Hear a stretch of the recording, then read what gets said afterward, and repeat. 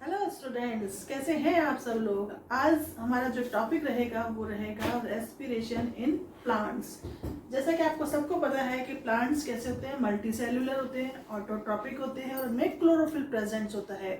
Chlorophyll presence के अपन वजह से क्या कहता है कि ये फोटोसिंथेटिक होते हैं, यानी कि प्लांट ऐसे हैं जो रेस्पायर भी करते हैं और फोटोसिंथेटिक यानी कि फोटोसिंथेसिस भी करते हैं। तो प्लांट में ऐसा क्या है कि जो दोनों में मतलब रेस्पिरेशन भी प्रेजेंट है, फोटोसिंथेसिस भी। तो इसकी जो मेन रीजन है वो है कि रेस्पिरेशन में कौन सा ऑर्गन काम आता है, माइटोकॉन्ड्रिया। तो प्लांट में माइटोकॉन्ड्रिया भी प्रेजेंट है और फोटोसिंथेसिस के लिए क्लोरोप्लास्ट भी प्रेजेंट है। जबकि एनिमल्स में क्या होता है कि केवल माइटोकॉन्ड्रिया प्रेजेंट है, क्लोरोप्लास्ट एब्सेंट होता है। इसलिए एनिमल्स केवल रेस्पायर करते हैं, फोटोसिंथेटिक नहीं होते हैं। जबकि प्लांट दोनों है, रेस्पिरेशन भी इनमें प्रेजेंट है और फोटोसिंथेसिस भी। तो जो आज का हमारा टॉपिक है कि रेस्पिरेशन प्लांट, तो हम ये देखेंगे कि प्लांट में ऐसे कौन कौन से पार्ट्स हैं जिसके थ्रू प्लांट में रेस्पिरेशंस कंप्लीट होता है, या उसको कह सकते हैं कि उसके द्वारा रेस्पिरेशन होता है। क्योंकि प्लांट में भी एनर्जी की रिक्वायरमेंट होती है, और एनर्जी कहाँ से मिलेगी, रेस्पिरेशन की। क्योंकि कोई भी जो प्रोडक्ट बनेगा, ग्लूकोज बनेगा, उसका ब्रेक डाउन होगा और उससे जो एनर्जी रिलीज होगी उसको प्लांट अपने अदर एक्टिविटीज में यूज करते हैं। तो सबसे पहले हम देखते हैं कि प्लांट में से कौन कौन से पार्ट्स हैं जो रेस्पिरेशन में हेल्प करता है। हम एक रफली डायग्राम बना लेते हैं सबसे पहले प्लांट का।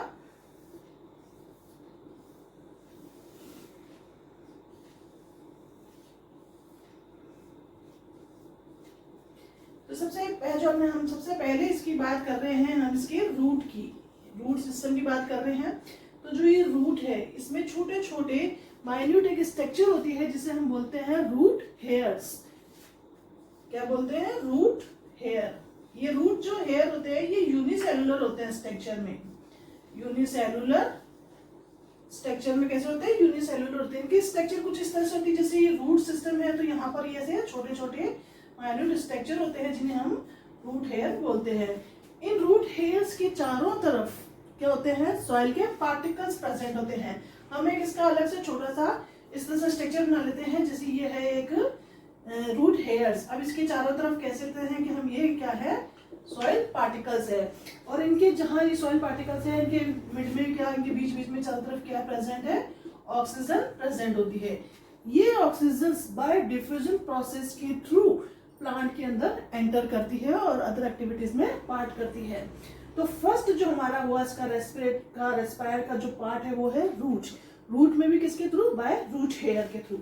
सेकंड जो इसका पार्ट आता है हमारे पास रेस्पिरेशन का, वो आता है स्टेम की बात करें। अब प्लांट में स्टेम्स भी क्या होते हैं, दो तरह के होते हैं। इससे हम बात करें, यहाँ पर लिख लेते हैं हम इसको स्टेम। दो तरह के स्टेम्स की बात करें हम यहाँ पर, एक तो होता है जो वुडी होते हैं, वुडी भी कह सकते हैं, या फिर ओल्डर टाइप की जो स्टेम होते हैं। दूसरा होता है हर्बेसियस, हर्बेसियस स्टेम्स। तो जो वुडी और ओल्डर स्टेम्स की बात करते हैं तो यहाँ पर भी क्या होते हैं, छोटे छोटे पोर्स होते हैं।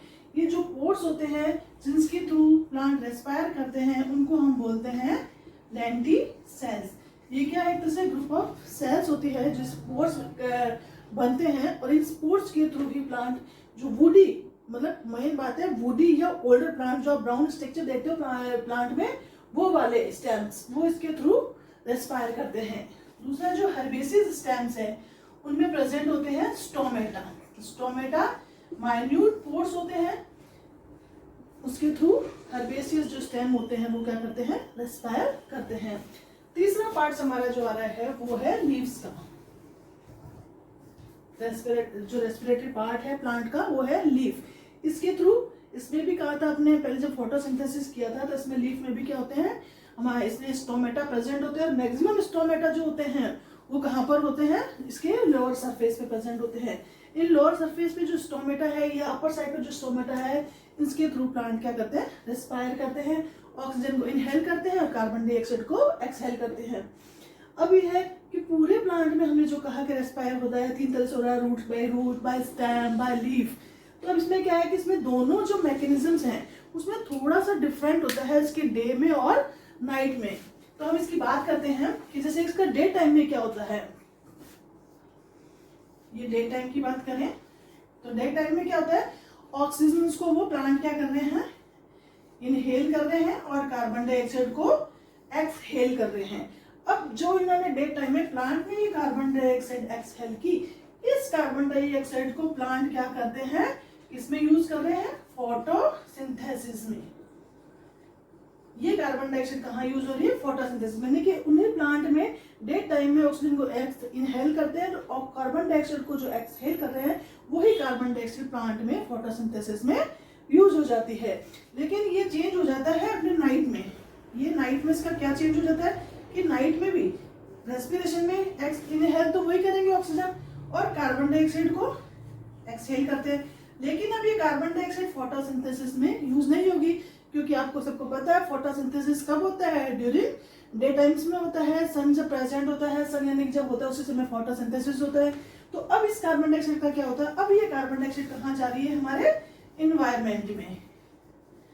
अब ये कार्बन डाइऑक्साइड आगे इन्वायरमेंट में इसीलिए कहा जाता है कि नाइट टाइम में जब हमें ज्यादा देर तक पेड़ों के नीचे नहीं खड़ा होना चाहिए, या जैसे विलेजेस में है बहुत सारे लोग नाइट में पेड़ों के नीचे सोते हैं, तो ये एडवाइस दी जाती है कि नाइट में पेड़ों के नीचे नहीं सोना चाहिए। क्यों? क्योंकि उस समय जो कार्बन डाइऑक्साइड की कंसंट्रेशन है एनवायरनमेंट में उसके चारों तरफ वो मैक्सिमम होती है, और ह्यूमंस में जब कार्बन डाइऑक्साइड मैक्सिमम हो जाती है तो पता है कि हमारा ऑक्सीजन का लेवल कम हो जाएगा और हीमोग्लोबिन के साथ कार्बन डाइऑक्साइड बॉन्ड बना लेगा और हमारे आगे काफी सारी रेस्पिरेटरी प्रॉब्लम्स क्रिएट कर देता है। तो हमने अभी तक क्या पढ़ा, हमने रेस्पिरेशन इन प्लांट्स में ये बाय जो प्रोसेस है इसके थ्रू डे टाइम में किस तरह से होता है, नाइट टाइम में किस तरह से होता है। अब आपसे एक रिक्वेस्ट है कि जैसा आप वीडियो देख रहे हैं तो आप कंप्लीट वीडियो को चलाइए, उसको पूरा देखिए और ज्यादा से ज्यादा इसको शेयर कीजिए, वीडियो को सब्सक्राइब कीजिए इफ यू लाइक देम, और यहाँ तक कि जब इसके पास में एक बेल आइकॉन होता है आप उसको प्रेस कीजिए ताकि इस वीडियो से रिलेटेड जो भी आगे आने वाले वीडियोस हैं वो उसका नोटिफिकेशन आपको टाइम टू टाइम मिलता रहे। Thank you.